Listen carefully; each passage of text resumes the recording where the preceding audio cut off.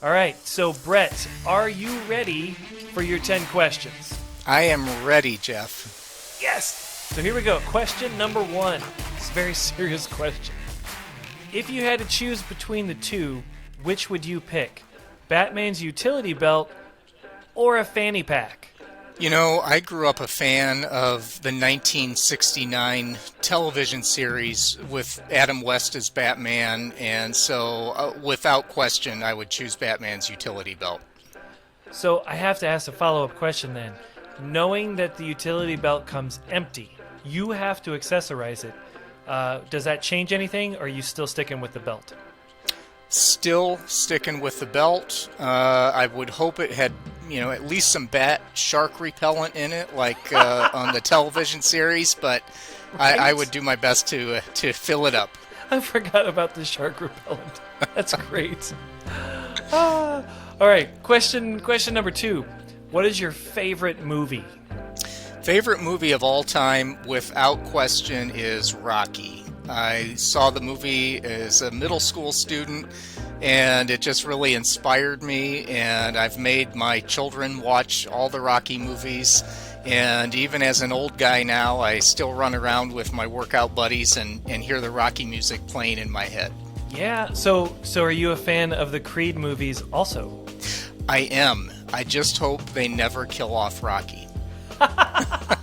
No, I was worried for a minute, but I'm very glad that he is still going. Absolutely. That's great. That's great. So then, question number 3. What is your favorite quote?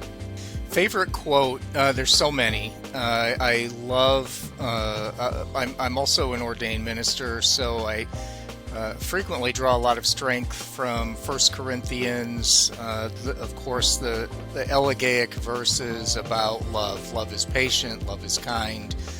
That just really speaks to me. But I also like Teddy Roosevelt's quote about better is the man who stands bloodied in the ring and who has lost because he had the courage to enter the arena. And that really speaks to me. I know I just butchered that quote terribly, but the idea is there. Well, that's what the quotes are all about anyway, right? It's the ideas behind them. Yeah. So do you box? I do not box. I am a southpaw, so that would probably put me at a disadvantage. And Fair enough. That's good. All right. Question number 4. What is the best advice you have ever received? I think the best advice I received wasn't so much direct advice as it was watching my father always be true to himself.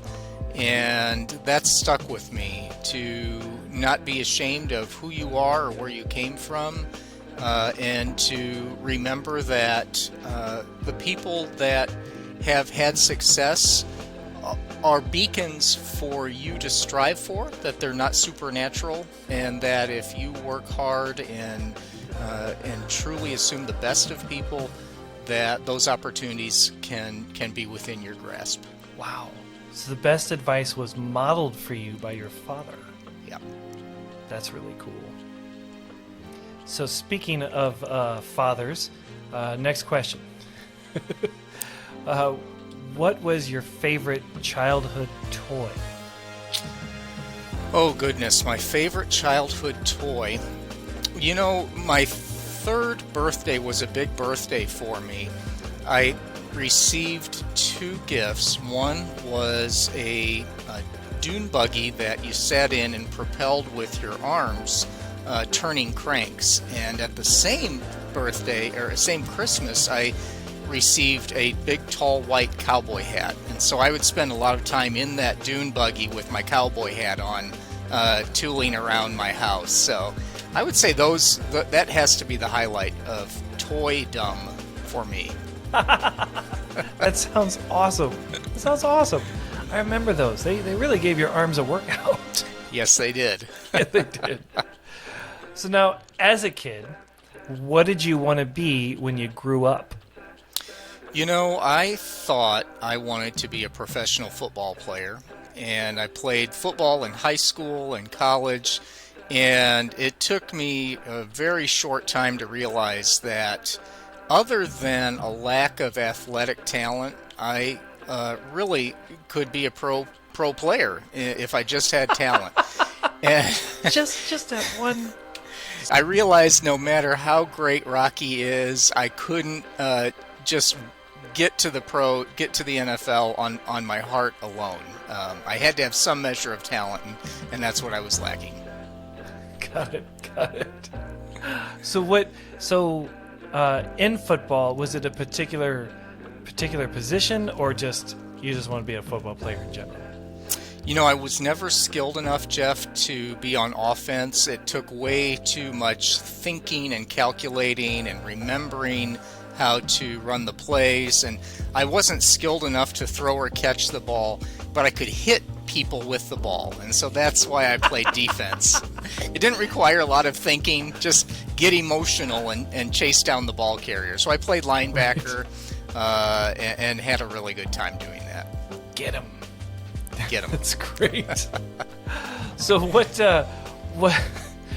what brings you joy? Honestly, what brings me joy is helping other people reach their full potential. That's since I've grown into adulthood, that's sort of been my personal mission. And Wings of Hope is a wonderful opportunity to do that, to bring people the resources and hope that they need for a better life. So I feel like I'm right where I need to be. So let's flip it then to go 180 degrees. What brings you dread? What brings me dread is probably worry and concern about family members. We just lost my wife's father, and that was a real difficult time. Of course, as a father of 3 children who are now on their way to adulthood and have left the nest, you never quit being a father. You always have their best interests in heart, and that's a great paradigm, raising these little people to leave you eventually. So we're dealing with that a little bit. And that's some heavy stuff. That just really affect. Like, I lost my mother in October, so I'm having difficulty transitioning to the next question, because that's some heavy stuff, man. So we're just gonna do a really hard transition. Question number 9. Yep. What is one thing that you would like to accomplish that you cannot do on your own? Yeah. Well, first, Jeff, I am my condolences for the loss of your mother. I have lived through that with both my parents, and there's never a good time to lose a parent. The only thing I could think of that would be worse would be to lose a child. And so I sympathize with you, and my heart goes out to you and your family. Oh, thanks. Likewise. So your question was, what is something I would like to accomplish but I can't do on my own? Yeah. We're really trying to be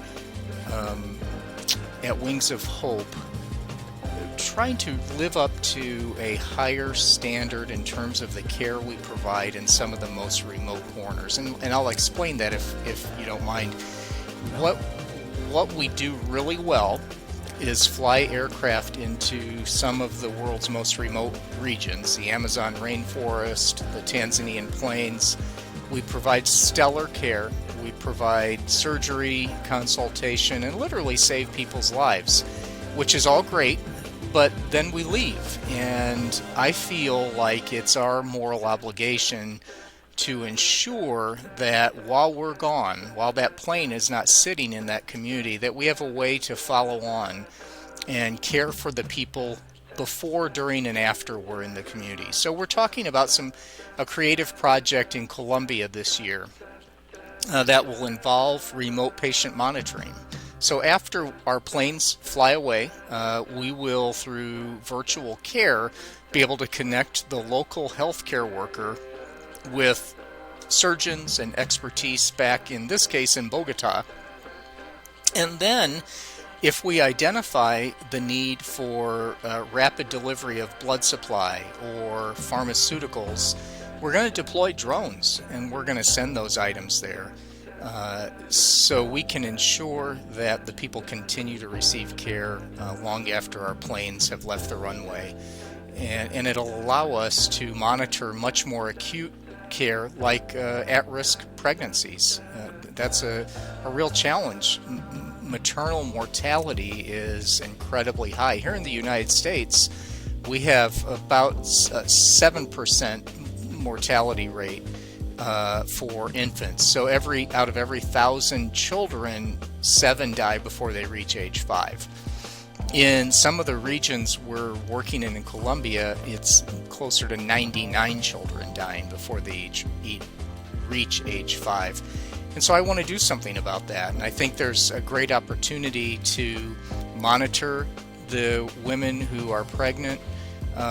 If we need to get in there and medevac someone to an urban center where they can get care, we'll now know that and have that ability. But that's a big lift, and it's a complex lift, and it's not something I can do on my own. So we have a great partner in Colombia. The Civil Air Patrol that flies out of Bogota is working with us. We're talking with the Colombian government.